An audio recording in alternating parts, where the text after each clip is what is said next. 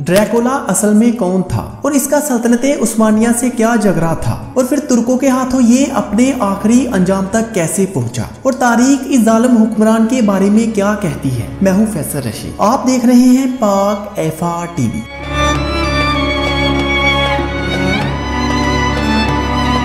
ये मंजर था एक मैदान का, जहां 1 मील के इलाके में हर तरफ नीम दायरे की शक्ल में तकरीबन 20,000 नेज़े जमीन में गिरे थे और हर एक पर एक तुर्क कैदी की कटी फटी लाश परोई हुई थी। 2 सबसे ऊंचे नेज़ों पर सल्तनत उस्मानिया के एक इलाकाई ओहदेदार हमजा पाशा और यूनानी काचा वोलिनस की लाशें थी, जिनकी हलाकत को कई माह गुजर चुके थे। इनके जिस्मों पर किसी वक्त में मौजूद कीमती लिबास की बाकियात हवा में लहरा रही थी, जबकि फिजा में मौजूद वाहिद बू सरे हुए इंसानी गोश्त की थी। यूनानी मोरख चार्ल्स क्वार्नलाइज लिखते हैं कि ये वो मंजर है जिसने जून 1462 में यूरोप की रियासत ट्रांसिल्वेनिया के शहर तैरगो वस्ता से 60 मील दूर सल्तनत उस्मानिया के 7वें सुल्तान मोहम्मद दोम की फौज के हरावल दस्ते का इस्तकबाल किया था। सुल्तान मोहम्मद दोम जब 17 मई 1462 को इस्तांबुल से यूरोप में दरियाए डन्यूब के पार वलीचिया की रियासत के हुक्मरान शहजादे व्लाद सोम ड्रैकुला को सबक सिखाने के लिए निकले थे, तो कम ही लोगों ने सोचा होगा कि इस मुहिम का इस तरह का अंजाम होगा।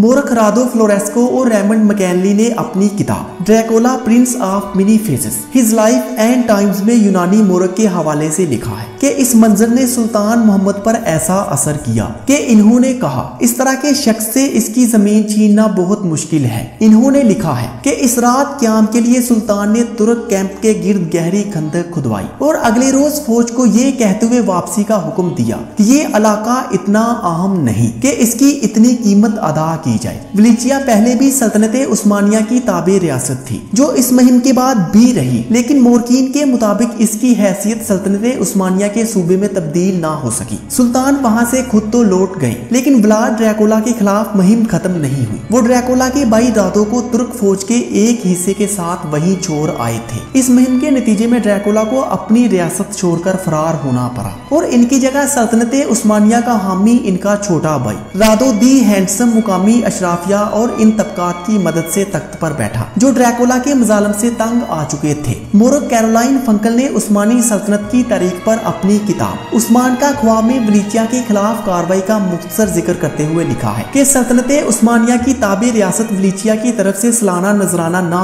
आने और इसके बाद इनके हुक्मरान व्लाद ड्रैकुला की तरफ से इश्तियाल अंगेज इक़दामात की वजह से सुल्तान मोहम्मद ने 1462 में दरियाए डन्यूब के पार जाकर अमनो अमान बहाल करने का हुक्म दिया। कामयाब कार्रवाई के बाद व्लाद के भाई रादवल को, जो व्लाद के अच्छे रवैये की जमानत के तौर पर इस्तांबुल में यरगमाल था, व्लाद की जगह हुक्मरान बना दिया गया। व्लाद खुद हंगरी फरार हो गया। जब सुल्तान ने यूरोप में ये मुहिम शुरू की थी, इसे तकरीबन 10 बरस कबल वो सदियों कायम रहने वाली ताकतवर बाज़ंटीनी सल्तनत की आखिरी निशानी कुस्तुनतुनिया को फतह करके फातेह सुल्तान का लक़ब हासिल कर चुके थे। इनकी सल्तनत एक से ज्यादा बड़े आज़मों में फैल चुकी थी। अपने आप को सिकंदर आज़म जैसे फातहीन की लड़ी में देखने वाले इस सुल्तान की नजरें अब यूरोप में दूर तक देख रही थी। 1462 में इस मुहिम में इनका निशाना सल्तनत उस्मानिया की ताबे रियासत वलीचिया के हुक्मरान व्लाद ड्रैकुला थे, जो मोरकीन के मुताबिक 3 साल से सुल्तान के सामने नजराना पेश करने के लिए हाजिर नहीं हुए थे। इसके अलावा फ्लोरेस्को और मैकेनली जैसे मोरकीन लिखते हैं कि कुस्तुनतुनिया के साथ साथ बल्गारिया, सर्बिया और यूनान के ज्यादातर इलाकों पर कब्जे के बाद सुल्तान में वलीचिया को अपनी सल्तनत का सूबा बनाने का ख्याल एक कुदरती बात थी और इसी मकसद की तकमील के लिए इन्होंने जर्मनी से मशरक की तरफ बहते हुए कई मुल्कों से गुजरकर बहरे असूद में गिरने वाले दरियाए डन्यूब के इलाकों में कार्रवाइयों का हुक्म दिया था। दरियाए डन्यूब तारीख में मशरक से फतह की ख्वाहिश लेकर मगरब आने वालों के लिए अहम रास्ता रहा है और रियासत वलीचिया इसी दरिया के शुमाली किनारे पर वाक़या थी। 10 लाख से कम आबादी वाली इस रियासत के हुक्मरान कभी अच्छे कभी बुरे ताल्लुकात का सिलसिला जारी था। फ्लोरेस्को और मैकेनली लिखते हैं कि अब रियासत के नए हुक्मरान शहजादा व्लाद सोम ड्रैकुला की पॉलिसियों से नाखुश सुल्तान ने इस मसले से निपटने का फैसला किया। उन्होंने लिखा है कि ड्रैकुला और फातेह सुल्तान मोहम्मद दोम के दरमियान जंग होना तय थी। सवाल सिर्फ ये था कि कब, और फातेह कुस्तुनतुनिया सुल्तान मोहम्मद के साथ इकट्ठे जवान होने की वजह से ड्रैकुला को सुल्तान की फतुहात की ख्वाहिश के बारे में अच्छी तरह मालूम था। मोहम्मद दोम की सल्तनत के मुकाबले में ड्रैकुला का मुल्क बहुत छोटा था, लेकिन मोरख लिखते हैं कि इसमें अपने हुक्मरान होने का एहसास सुल्तान मोहम्मद दोम के मुकाबले में किसी तरह भी कम नहीं था। ये वो जमाना था जब ड्रैकुला का खिताब एक अजाज था। ड्रैकुला नवंबर 1476 में आखिरी बार तख्त नशीन हुआ और अगले ही महीने दिसंबर में लड़ाई में तुर्कों के हाथों मारा गया। ड्रैकुला तारीख का सबसे ज्यादा तशद्दुद करने वाला और जालिम हुक्मरान था,